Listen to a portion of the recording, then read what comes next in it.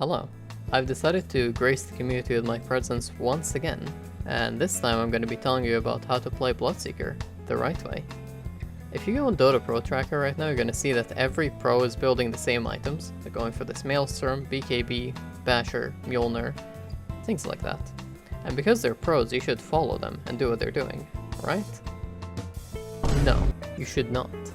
Well, what you should do is listen to me, because I'm obviously a lot more qualified than any pro player. Now, while that statement may be up to debate and potentially controversial, I think I've got a good case for myself here, so welcome to the right way to play Bloodseeker. Don't be negative, be positive.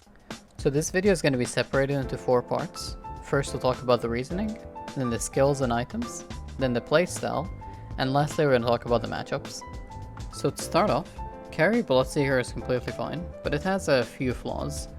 First of all, you want to get early levels on this hero, because your level 6 power spike is very strong, and your level 9 power spike is very strong for your farming. And the second point, which is a problem through all patches when you have a Bloodseeker carry on your team, is that he just sucks at hitting buildings. It's not his job. And so you kind of lack that aspect, because it's generally provided by your carry. On the other hand, playing this hero from mid actually has quite a few benefits. The most important part and the most obvious part is that you get your 6 quicker than usual, and a quick rupture means that you're able to just walk up to any lane and press R and instantly kill someone there, provided your team has a stun, which hopefully they do. If they don't, then you probably lost the game already. Aside from that, you don't actually lose any lanes. Of course, some lanes are going to be really tough, like if you have to play against the Monkey King, you're going to get fucked, no matter what you do. Same with someone like a Viper or a Huskar. But even in these lanes, you're not going to be very far behind, because you're able to sustain quite well with Thirst and your base stats. And also, because you're going to be maxing Thirst, you're able to actually just run around and do something and get some kills or XP. Not to mention that no matter how hard you're getting stomped, the moment you get 6, you're actually able to kill the enemy mid laner, no matter what hero it is, as long as you have functioning teammates. I'm only buying this because it has blood in it. Okay, now hear me out. You buy Radiant's first item. So there's quite a few reasons why you would go for the Radiance over the Maelstrom, and I'll go over them quickly. Radiance offers you a lot of different things that Maelstrom and its upgrades don't offer. First, it gives you consistent damage. Second, it gives you a small bit of survivability through evasion. It has really good synergy with Blood Rage, and it has really good synergy with your Aghanim's Bloodstone build, which is what you're going to be building here. And the only real downside is that it's 2k gold more expensive than the Maelstrom, but that price is very much worth it compared to what you're getting from the item. Now I know what you're thinking. Oh, Radiance on mid. Oh, it's too greedy, you're gonna grief the game and just AFK farm. No. The reason that it's okay on Bloodseeker is that this hero's kit allows him to be useful even without items. That's why there's no actual difference between a Bloodseeker with a Maelstrom in his inventory and a Bloodseeker with an Ancient Relic in his inventory. They both play the same way. So you're still going to be able to contribute to things on the map by just walking up and pressing your ulti and then walking away. Nothing really changes, it's just that the item that you're buying is going to scale better with your build compared to the Maelstrom. Sadly, you do actually need to buy some items before you rush the Radiance, so what I found to be the best is to go double Wraithband, Phase Boots, and then start building up to your Radiance. After the Radiance comes your Aghanim Scepter, and your Scepter is really good, but you need to get a Cloak. If you don't get a Cloak, you will just kill yourself every single time you use it. After the Aghanim Scepter, you're going to be going for Bloodstone, Sustain, very good, and also gives you more health. So that goes well with your Ags. And then you're most likely going to buy Kaya Sange because it synergizes very well with your build. Then after the Kaya Sange, you're just going to buy Bloodthorn. There's no actual reason to buying Bloodthorn, you're just doing it because it has the word blood in it. When it comes to skills, you're just going to be doing what everyone does. So you're going to max your Thirst and your Blood Rage and 1 point in Blood Right. And the only real difference is that you're going to be taking your Spell Amp talent at level 10 and your Lifesteal talent at level 20. Blood is in the air.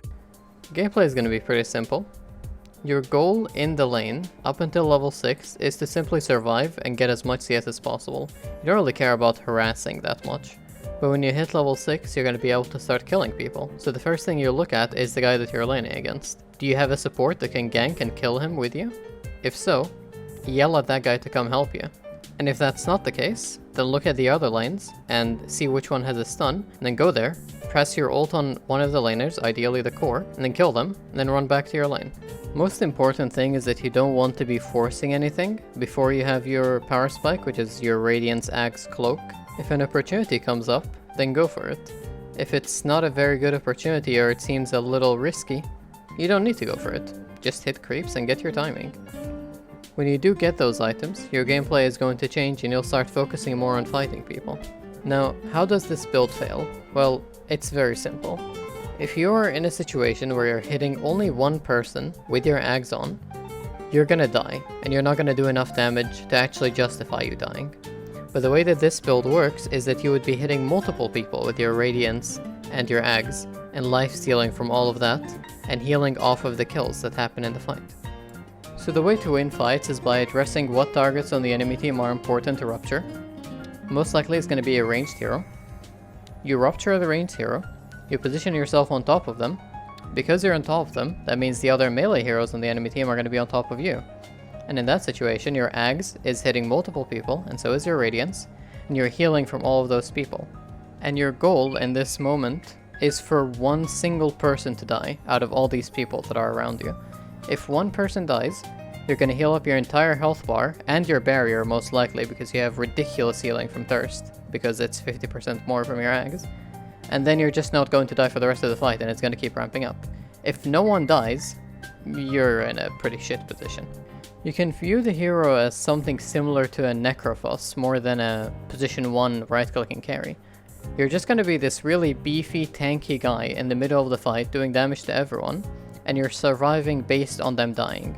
If you don't get kills, you don't survive. If you do get kills, you survive. Which is why it's good to fight around creeps, by the way.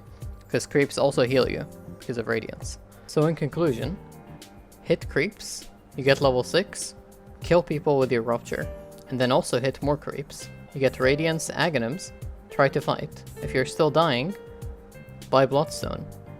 With Bloodstone, Ags, and Cloak, and Radiance of course, if you're still losing fights with those items, then the game is probably fucked, or you're doing something wrong. There's no blood in this. This part's pretty easy. You're gonna pick the hero into the average Bloodseeker matchups, like the Pangolier or the Wind Ranger or the Bat Rider. These heroes that just want to run, then you press Rupture on them and they can't play the game anymore. Aside from that though, because of this specific build, it's important to look out for melee heroes.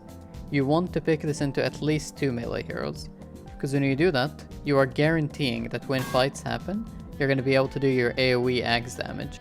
As long as you're getting multi-hero damage with your Ags, you're going to be killing everyone, and you're not going to die. So if you see 2 or more melee heroes, or you see heroes that are heavily countered by Rupture, then you can just pick this reliably, and you will most likely have a good time, as long as you play it correctly, and you focus on your positioning. As long as your Ags is hitting more than one person, it's not going to do that much damage to you, and you will actually out-heal it and be fine.